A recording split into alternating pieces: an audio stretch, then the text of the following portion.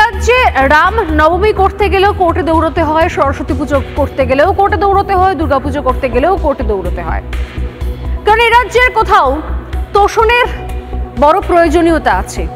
এ রাজ্যে শাসক দল জানে যে তোষণ ছাড়া কোনো কিছুই সম্ভব নয়, কিন্তু তোষণের জন্য শুধুমাত্র পুজোয় বাধা দেওয়া, পুজোয় আটকানো বা অযথা আতঙ্ক সৃষ্টি করা নয়, সঙ্গে আরো কিছু রয়েছে যেরকম আপনারা ভাবতেও পারেন না, শুনলেও অবাক হবেন, আকাশ থেকে পড়বেন। আজ সোজাসুজি স্বর্ণালী শুরু করবো এমন এক তথ্য দিয়ে যা শুনলে আপনি হাসবেন না কাঁদবেন নিজেই বুঝতে পারবেন না।